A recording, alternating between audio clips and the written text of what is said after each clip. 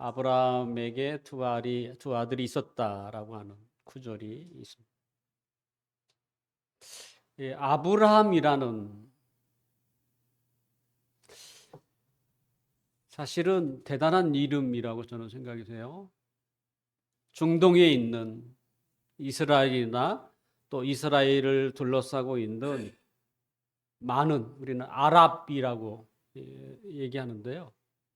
적지 않습니다. 이란, 이라크에서부터 그 주위에 있는 쿠웨이트, 예멘, 하여튼 많습니다. 아브라함은 그 나라의 조상이에요. 우리나라의 조상은 누군지 아시죠? 우리가 이제 신화적으로 얘기하는 게 단군 아닙니까? 그죠? 단군이라고 우리가 부르죠. 네. 그런데 이 이스라엘뿐만 아니라 중동의 여러 나라들의 조상이 누구냐면 아브라함. 또 종교적으로 봐도 유대교, 이슬람교, 천주교, 개신교의 그 할아버지격 선조이기도 합니다.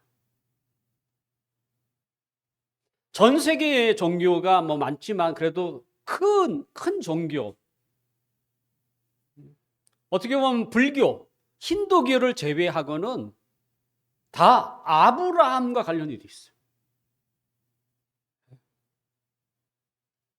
그러니까 이렇게만 얘기해도 사실은 아브라함은 어마어마한 사람 아닙니까?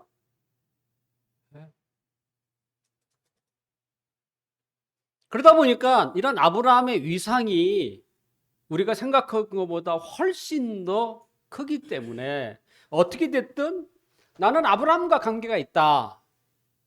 관계를 맺으려고 하죠. 유대인들이 혈통에 대한 자부심이 굉장합니다. 그들의 자부심은 누구? 아브라함과 관련이 있다는 얘기를 하고 싶은 거예요. 그래서 사람들이 이 아브라함과 어떻게 됐든 관계를 맺으면 그것이 자신에게 큰 위로가 되고 또 나는 하나님의 자녀가 된다라고 하는 이런 확신을 갖게 되겠죠. 오죽하면 저희 아들 이름이 라함이에요. 예? 아브라함, 아부 빼고 뒤에 라함.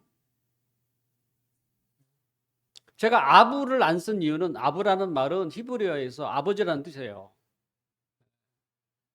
그래서 제가 아브라함 되고 싶어서 아들을 라함이라고 썼습니다. 예.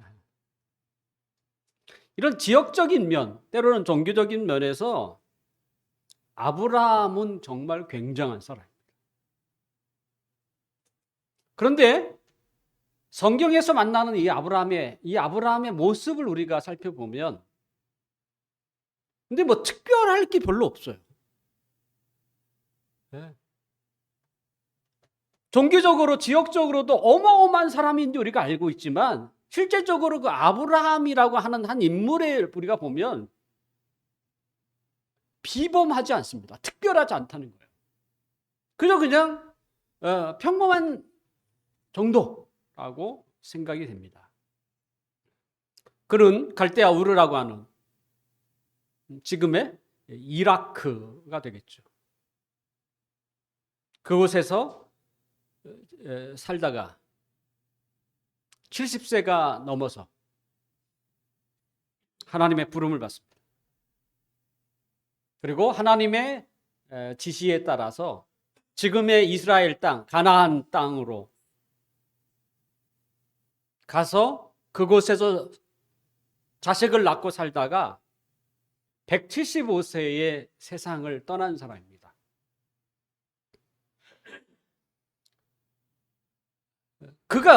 그의 고향 갈대아 우르에서는 한 75년 정도 약 그렇게 살았고요.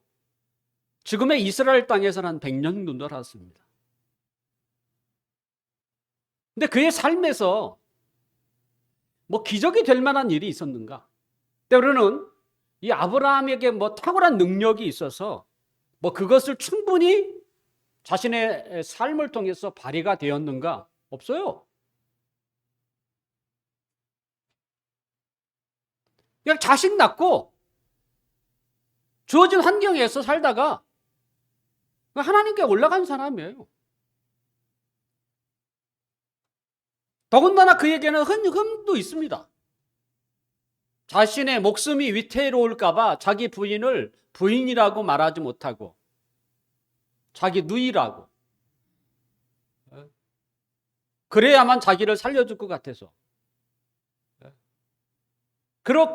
그렇게 연약한 모습을 보이기도 했습니다.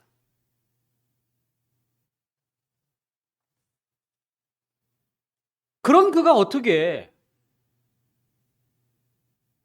지역적으로, 종교적으로 엄청난 사람이 되었는가?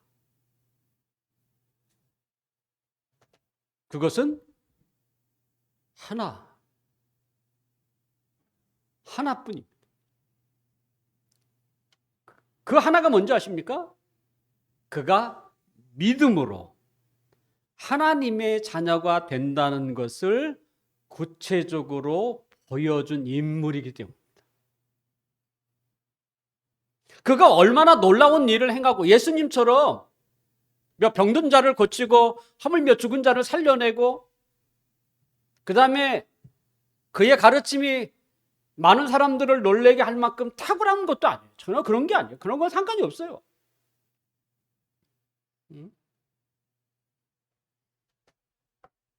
오직 하나님의 자녀가 되는 것에는 믿음이 중요한데, 믿음으로 하나님의 자녀가 되었다는 것을 첫 번째로 사람들에게 보여준 인물. 그래서 우리가 아브라함을 이야기할 때는 그를 믿음의 조상이라고 부르는 것입니다.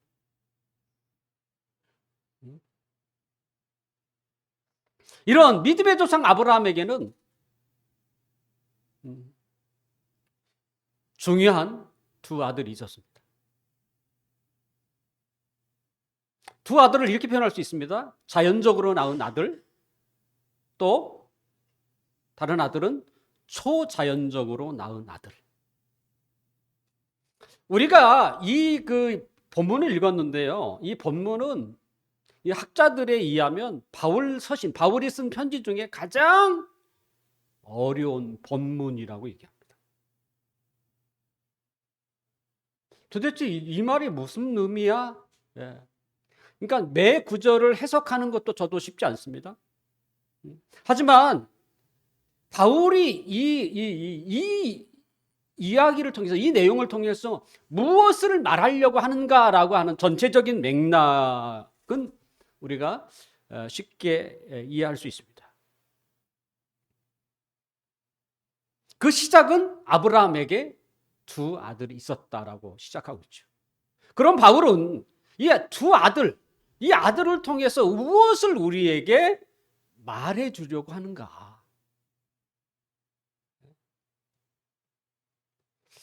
저도 공교롭게도 아들 둘이 있습니다.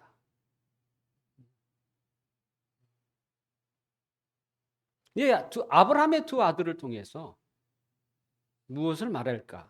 오늘 본문 22절과 23절 22절과 한번 읽어볼까요? 시작. 기록된 바 아브라함에게 두 아들이 있으니 하나는 여종에게서 하나는 자유 있는 여자에게서 났다 하였으며 여종에게서는 육체를 따라 났고 자유 있는 여자에게서는 약속으로 말미암았느니라. 두 아들이 있다면서 아들 이야기가 없어요. 아들의 이름도 나오지도 않고요. 하나는 여종에게서 태어났고 그 어머니 이야기를 해요. 하나는 주인이라는 얘기도 안 와요. 다르게 표현해요. 자유 있는 여자, 이렇게 표현해요. 여종에게서는 어떻게 났어요? 육체를 따라 났고 자유 있는 여자에게는 약속으로 말미암았다.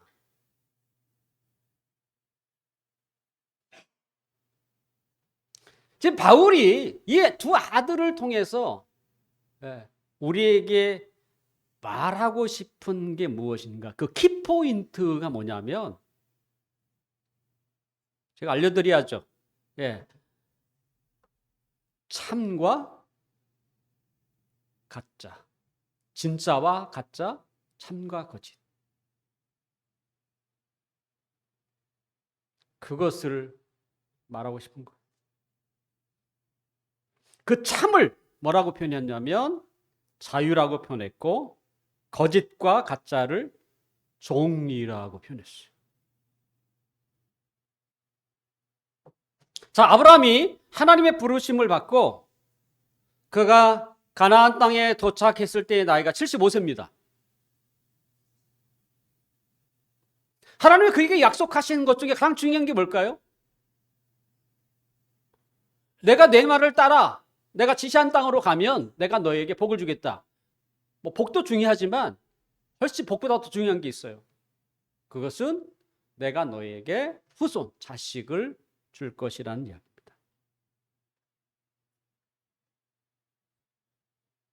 왜 자식이 중요합니까? 왜 후손이 중요해요? 그것은 부모가 가진 재산을, 복을 물려주기도 하지만 그거보다 더 중요한 게 뭐겠어요? 부모의 신앙을 계승하는. 저희 집안은 몇 대 그죠? 하나님을 믿는 가족이다. 사실 그건 굉장히 너무나 귀한 거죠. 그래도 그 신앙의 계보가 끊기지 않고 계속 이어가고 있다고 하는 매우 중요한 말입니다. 하나님이 아브라함을 부르셨어요. 그리고 그에게 후손을 줄 것이라고 얘기했어요. 왜 후손이 중요하냐고 할 때 이 후손을 통해서 마지막에 하나님이 보내시려고 하는 하나님의 아들 예수 그리스도를 낳게 하려고 했기 때문에. 그래서 아브라함에게 가장 중요한 일은 뭐냐면 낯선 땅에 가서 얼마나 잘 적응하냐. 그것도 필요한 일이고 그 땅에서 하나님의 복을 받고 복을 받는 것 그것도 중요하지만 훨씬 더 중요한 게 뭐냐면 후손을 남기는 거예요. 자식을 낳는 것입니다. 그렇다면 지금까지 75세를 살아가는 동안 그럼 결혼했어요? 그의 부인이 사라입니다. 자식이 없었어요.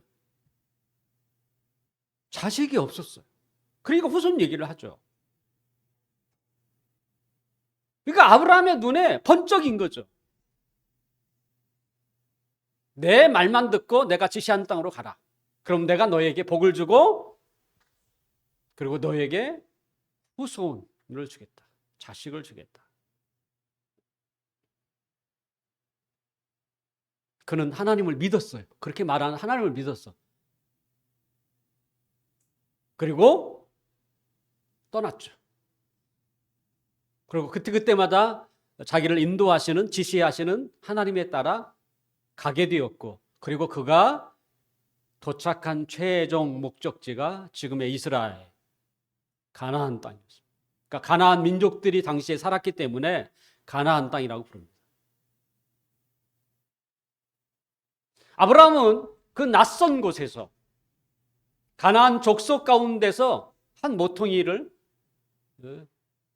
터를 삼고 거기 살게 돼요. 그리고 하나님이 언제 나에게 후손을 주실지 기다리게 돼요. 가나안에 도착한 후 그가 그곳에서 10년을 보냅니다. 10년. 어느새 아브라함이 85세가 돼요. 자, 후손이라는 게 마냥 기다린다고 해서 되는 일입니까?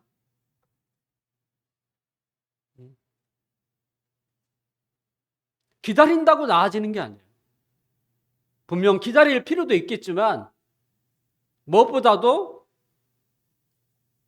기다림에는 그죠? 그 기다리는 그 시간에는 분명히 한정이 돼 있는.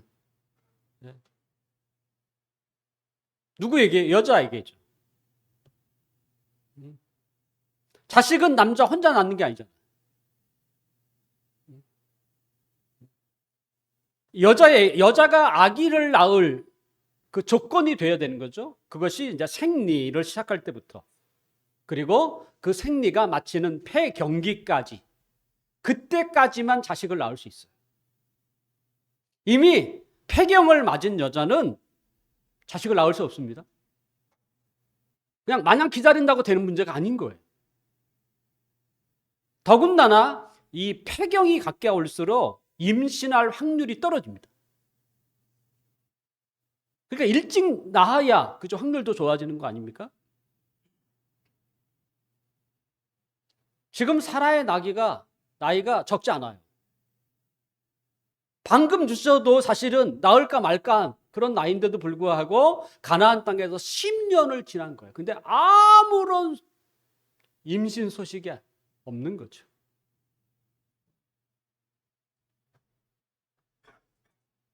누가 그죠? 자식에 대한 간절한 마음이 컸겠습니까? 아브라함도 컸겠지만 사라도 분명히 훨씬 컸다고 생각합니다. 언제 하나님이 주실 것인지. 10년을 기다려도 자식이 생기지 않자. 아브라함의 부인 사라는 매우 중요한 결단을 해요. 나에게는 자식을 내가 가질 수 없겠구나. 점점 나이도 먹고. 그래서 아브라함에게 제안을 해요. 자신이 부리는 여종, 그 여종의 이름이 하갈인데요. 그 여종을 남편에게 주어서 자식을 낳게 하는 것이었습니다. 남편도 그 말에 수긍했고, 그리고 하갈을 여종을 받아들여서 자식을 낳았는데 그의 이름이 이스마엘입니다.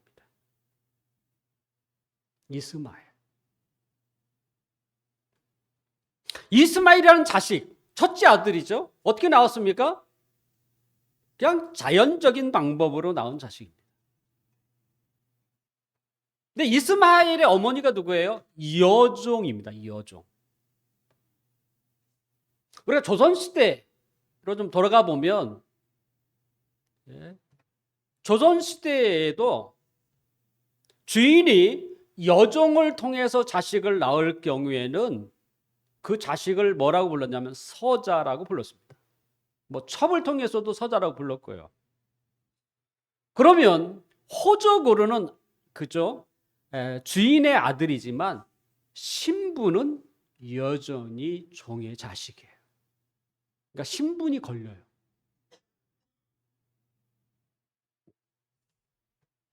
자, 이스마엘은 여종이 낳은 자식입니다. 그러니까 종의 자식인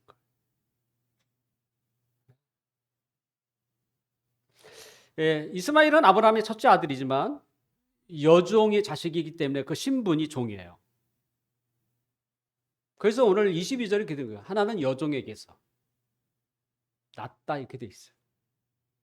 그 다음에 어떻게 나왔습니까? 23절에 뭐라고 돼 있어요? 육체적인 것을 따라 낳았다. 그냥 자연적으로 낳은 자식이라고 이렇게 돼 있습니다. 자, 그의 신분과 모습, 이스마엘이라고 하는 여종을 통해서 낳은 그 아브라함의 첫째 아들 이스마엘의 신분과 모습에 대해서 바울은 이것을 좀 먼저 어렵게 되는데 뛰어넘는, 그래서 추론을 하게 됩니다. 그게 25절과 26절이에요. 25절과 26절.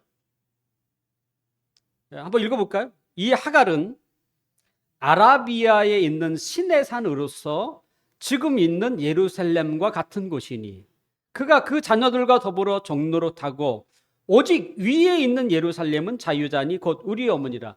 이제 25절과 26절서부터 학자들이 말하는 거 어렵다는 게 이제 표현되는 거예요. 이 여종 하갈의 이름이 이제 여종인데요. 그죠? 이 하갈이 지금 바울은 뭐라고 표현하냐면 아라비아에 있는 신의 산. 이스라엘 백성들이 애굽에서 나와서 이제 하나님을 예배했던 자리가 신의 산 아닙니까? 돌산이죠. 그 다음에 또 하나 얘기해요. 예루살렘, 이스라엘의 수도이자 하나님께 제사를 드리는 성전이 있는 그곳. 자, 같이 보고 있어요. 신의 산을 이야기할 때는 그것을 무엇을 말하냐면 율법을 말하는 거예요. 신의 산. 왜냐하면 모세가 신의 산에서 율법을 받았거든요. 자, 이스라엘의 수도이며 성전이 예루살렘이에요. 그럼 예루살렘은 뭘 상징합니까?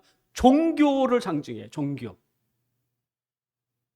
결과적으로 바울은 여종의 자식, 시내산의 율법, 종교의 중심지 예루살렘을 같은 맥락에서 지금 보고 있는 거예요. 이걸 풀으면 이렇게 돼요. 결국 시내산이라는 율법 아래에 살고자 하는 자, 행위죠, 행위. 우리가 노력으로 뭘 얻으려고 하는, 내가 뭘 잘 지켜야만 복을 받는, 어떤 조건이 맞아야만 내게 무엇인가 얻을 수 있다고 하는, 이것이 율법 아래에 살고자 하는 거예요. 율법 아래에 살고자 하는 사람은 뭐예요? 꼭 여종의 자식처럼 종노릇하고, 또한 그의 삶은 뭐에 매여 살게 되냐면 종교적인 의식에 매여 살게 된다는 것입니다. 그러니까 그래서 같은 맥락으로 본 거예요. 여종으로 났다는 말은 시내산의 율법을 행하는 삶과 그 다음에 예루살렘을 상징하는 종교적인 사람이죠. 종교적인 사람. 자, 그렇게 살면 거기에는요, 기적이 없습니다.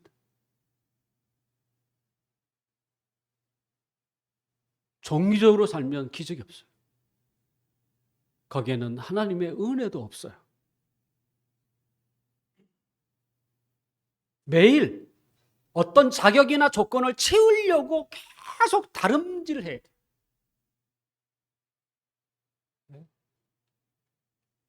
지금 우리가 묵상이나 성경 읽기를 하고 있습니다.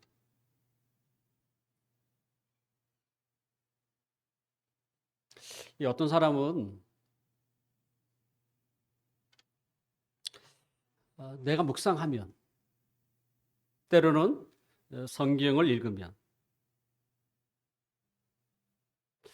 혹시 하나님이 나에게 복을 더 줄 것이라고 하는 느낌을 가져요.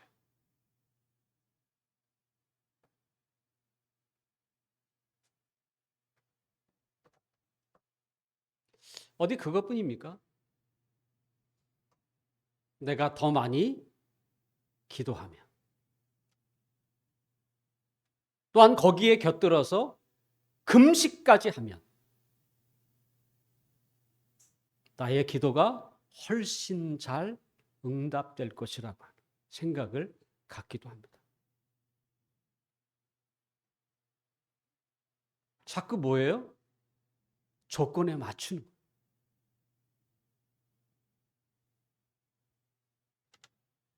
또한 어떤 사람은 그냥 교회만 출석하면 자연적으로 하나님의 자녀가 된다고 생각하거나,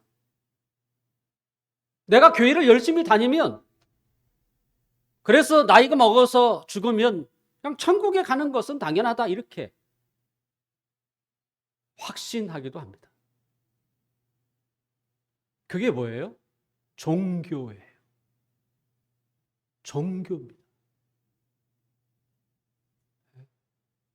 그것은 율법적이고 그것은 매우 종노릇하는 것과 크게 다르지 않습니다. 그와 같은 종교적 의식이나 또는 그것을 조건으로 살아서는 하나님의 자녀가 절대로 되지 않습니다. 그렇게 해서 천국 갈 수가 없어요. 그건 하나님의 자녀가 그렇게 되지 않습니다.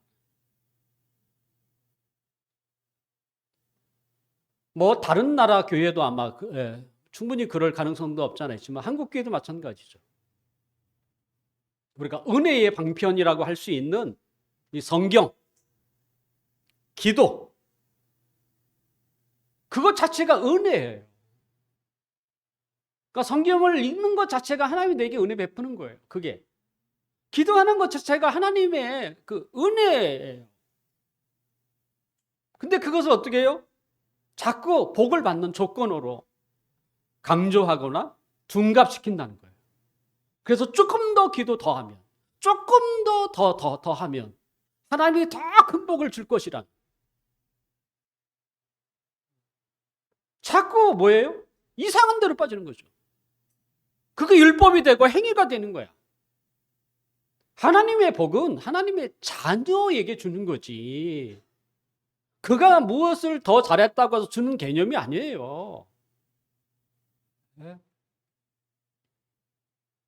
자꾸 종교적인 의식으로 그것이 무슨 그죠? 복을 받는 구실이 되고 조건이 되려고 자꾸 그런 식으로.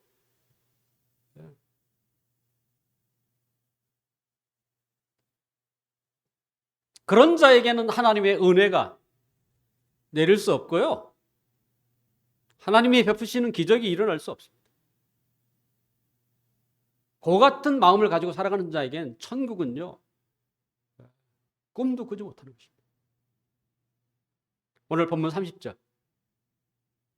30절 한번 읽을까요? 시작. 그러나 성경이 무엇을 말하느냐? 여종과 그 아들을 내쫓으라. 여종의 아들이 자유 있는 여자의 아들과 더불어 유업을 얻지 못하리라. 그 여종의 자식은요, 결코 하나님이 주신 유업을 함께 나눌 수 없어요. 그래서 내쫓잖아. 하나님이 주신 은혜, 하나님이 주시는 평안이나 하나님이 주시는 천국, 하나님이 주시는 놀라운 은혜들을 그들은 받을 수 없습니다.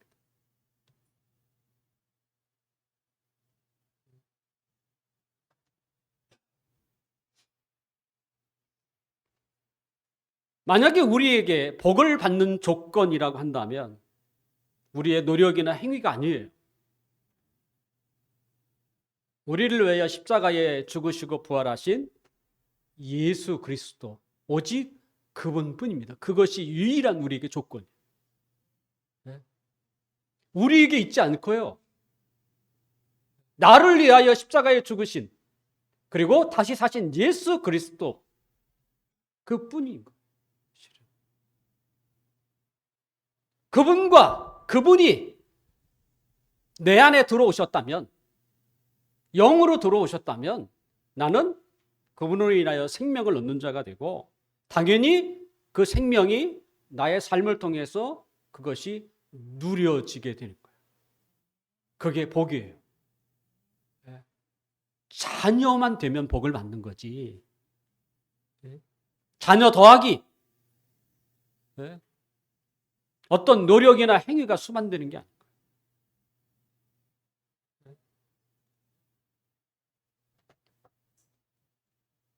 아브라함에게는 이 여종이 낳은 자식만 있는 게 아니고요. 또 다른 자식이 있었습니다. 그것은 그의 부인 사라를 통해서 낳은 자식이죠. 그 이름이 이삭입니다. 이스라엘은, 유대인들은요, 성이 없어요. 성이 없습니다. 아버지가 아브라함인데 자식의 이름이 이삭이에요. 성이 없어요. 왜냐하면 그들은 다 아담의 후손이라 생각하기 때문에 성을 쓰지 않습니다. 이삭을 낳을 때 아브라함의 나이가 100세였습니다.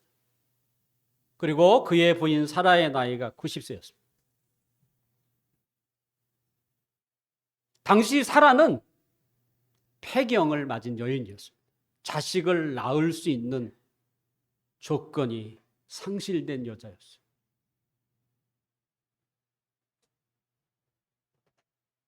그러니까 자연적으로 이렇게 자식을 낳을 수 있는 여건이 아니에요. 그런데 하나님은 이미 폐경을 맞은 사라의 몸에 임신을 하게 하신 거예요. 남편 아브람과의 관계에서 그 닫혔던 자궁을 열어 임신을 하게 하신 거예요. 그러니까 하나님이 특별히 역사를 하신 거예요. 결과적으로 아브라함과 사라의 노력으로 얻어진 게 아니에요. 어떻게 해요? 하나님의 약속에 따라 하나님의 능력으로 아들을 낳았으니 그 이름이 이삭인 거예요.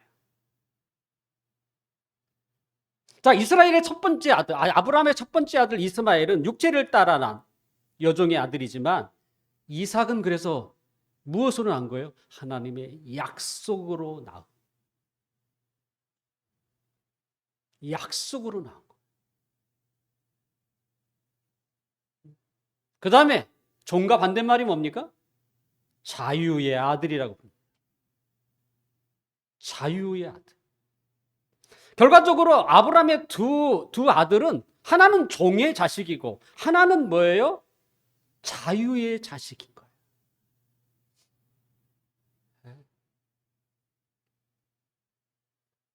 결과적으로 바울이 아브라함의 두 아들을 통해서 말하고 싶은 내용이 뭡니까? 한 사람은 종의 아들이고 하나는 자유의 자식.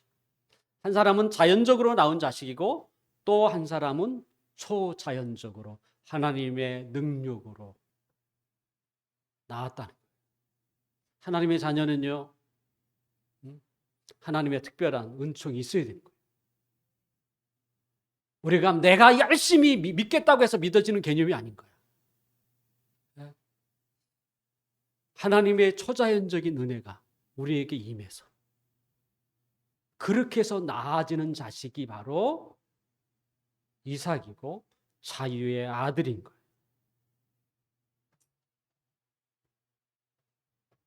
자유의 자녀는요, 종교의 중심지인 예루살렘이 아니에요. 위에 있는 예루살렘이라고 했어요. 하늘의 예루살렘이죠. 그것은 어떤 것입니까? 하나님의 평안과 하나님의 사랑과 하나님의 은혜가 머무는 곳. 종의 자녀는 스스로 노력해서 살아가는 율법의 사람이라면 그들은 종교적 의식을 통해서 종교적 위안을 받으려고만 하는 거예요. 그들이 왜 교회를 나오겠어요? 종교적 위안을 얻고 싶은 거예요. 왜냐하면 교회 나오는 일은 어떤 사람에게 어렵지만 어떤 사람이 그렇게 어렵지도 않아요. 그냥 자기 발로 찾아 나오면 되니까.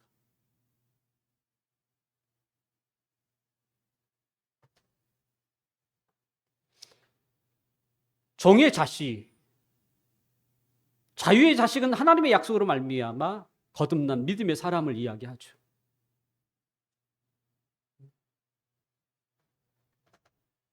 그들에게는 하나님의 인도가 있고 하나님의 은혜가 그들에게 있어요. 그래서 하나님의 은혜로 살아가는 사람이라고 불릴 수 있습니다. 여러분은 어떤 사람이에요? 두 사람 중에 어떤 사람?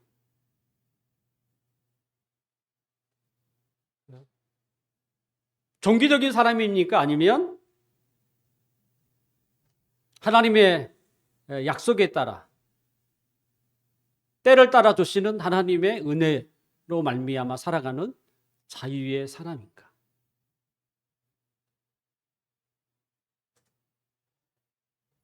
종과 종교의 사람은요, 매주일 하나님을 예배하는 자리에 빠짐없이 출석합니다.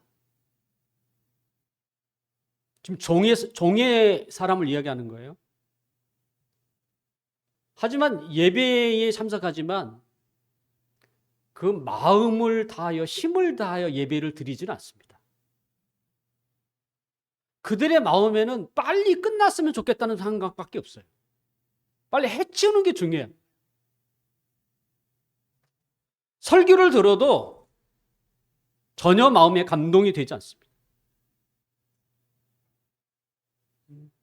주보에 무엇인가를 쓰지만 그것은 말씀 나눔을 위한 정보나 지식에 불과합니다.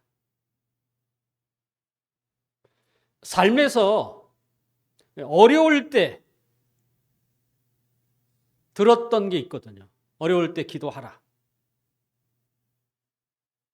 그래서 위급할 때 기도는 하지만 하나님의 응답은 오지 않습니다.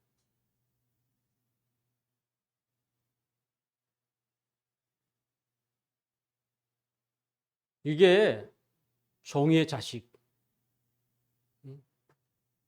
또 종교의식의 사람이라고 불릴 수 있습니다. 하지만 자유와 믿음의 사람은 매주일 하나님을 예배하는 자에 나올 때마다 그들은 그냥 나오지 않죠. 오늘은 어떤 은혜를 나에게 주실 것인지에 대한 기대와 설렘이 있어요. 마음을 다하여 드리는 예배가 쉽지만은 않겠지만 그래도 그 하나님께 자신을 드릴 수 있다는 것에 그는 감사를 느낍니다. 그는 나에게 주시는 말씀이 무엇인지에 대해서 경청하면서 그 말씀을 따라 또 그 말씀을 의지하여 살아가는 것만으로도 그는 쉼을 얻게 됩니다. 그런 날마다 주어지는 삶에서 하나님을 생각하지 않고 때로는 하나님을 의지하지 않고 산다는 것이 그건 불가능하다고 느낍니다. 그래서 오늘도 내일도 하나님을 가까이 하면서 하나님의 은혜를 구하며 살죠. 기적적인 삶은 아니어도 그는 감사하며 살고 있고 더 나아가 하나님께 충성하고 헌신하는 사람으로 살고자 하는 이런 소원을 늘 품고 삽니다.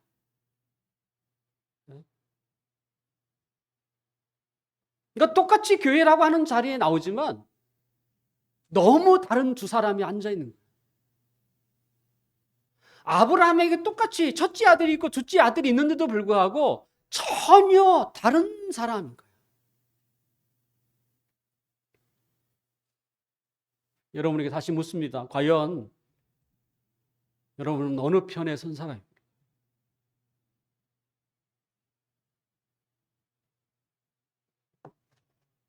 우리가 부인하고 싶지만 부인할 수 없는 사실은 교회 안에 이 두 아들이 존재한다는 것입니다. 아브라함에게 두 아들이 존재하는 것처럼.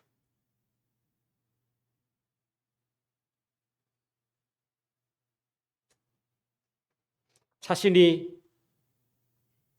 종과 종교의 사람이라면 지금이라도 저는 늦지 않다고 생각해요. 자신의 마음을 솔직하게 하나님 앞에 고백했으면 좋겠어요. 제가 지금까지 수십 년 동안 교회를 그냥 나왔습니다. 하나님은 나에 대해서 나와 사실은 무관하신 분입니다.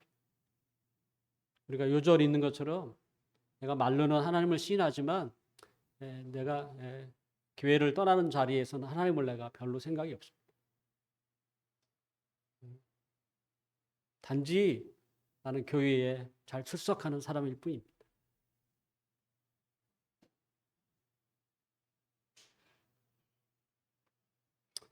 그러면서 여러분들이 하나님의 공의를 구하셔야죠. 하나님 나를 불쌍히 여겨달라. 이제라도 하나님의 자녀로 나를 삼아주시고 이제라도 하나님의 은혜가 아니면 살 수 없는 사람으로 나를 만들어 주십시오. 이거 하셔야 합니다.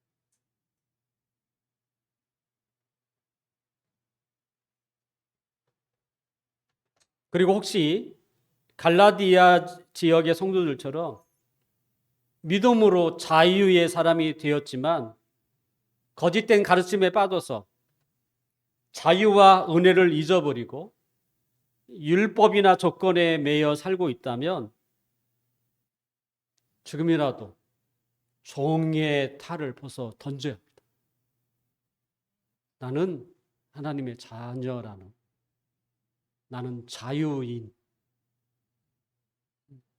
그런 조건에 매여 사는 사람이 아니고 내가 하나님의 자녀로서 당당히 누릴 자격이 있다. 그 자유가 있어요. 종교적인 의식에 매여 살지 말고 하나님의 자녀라고 하는 당연히 누려야 할 복을 누려야 합니다. 그래서 이제는 누구의 강요나 통제나 관리에 의해서 이끌려가지 아니하고 자연스럽게 하나님이 없으면 내가 못 사는 사람인데 어떻게 하나님을 찾지 않고 어떻게 하나님의 말씀을 등한히 하고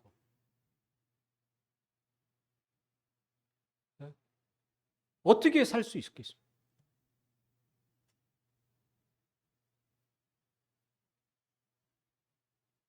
누구에 의해서가 아니라 이제는 내가 너무 그것을 갈망해서 아니 그것이 없이는 내가 살 수 없어서 자원하는 심정으로 자발적으로 살아가는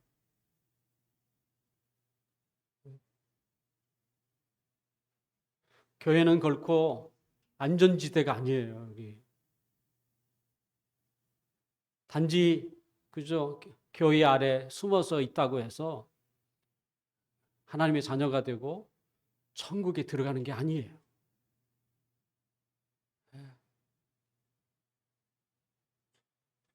사랑하는 성도 여러분,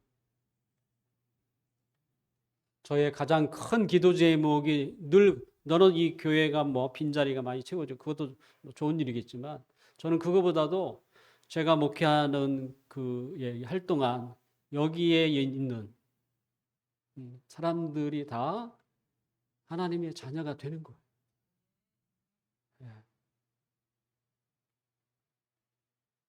그것이 가장 큰 소망이에요.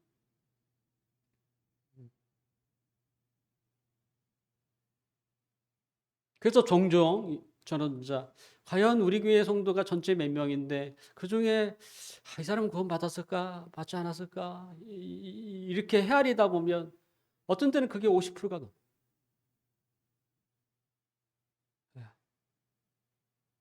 내 스스로의 기준에 의해서 어떤 때는 50%가 넘어요. 그렇게 구원을 강조하고 그렇게 그걸 강조하는데도 불구하고 그러면 마음이 막 확 내려앉죠.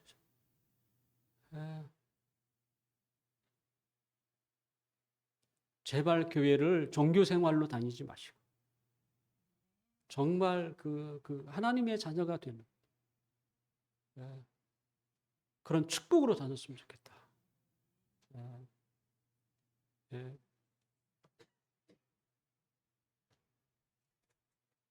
그거 말고 우리에게 기대할 게 있고 우리에게 복이 어디 있겠습니까? 막말로 세상에 뭘 살아도 그게 얼마나 행복하겠어요. 하나님 만나는 게 가장 큰 행복이지. 하나님의 안에 사는 게 가장 안전한 거지. 뭘 기대하려고 뭘 성취하고 싶었어요. 몰라요. 제가 마음이 좁아서 그런지 몰라도 나는 그런 소망이 없어요. 매일매일 하나님 안에서 복되게 살면 되지 뭐. 그래서 하나님이 나를 부르시면 아우 미련 없이 가차 없이 제가 주님 앞에 가면 되는 거 아닙니까? 모쪼록 우리 모두가 뭐 저와 같은 마음은 아닐지라도 어떻게 됐든 바라옵기는 정말 약속의 자녀, 자유의 하나님의 사람이 다 되어서 남은 여생을 하나님이 주시는 복 가운데 은혜 가운데 살기를 주님의 이름으로 축원합니다. 기도하겠습니다.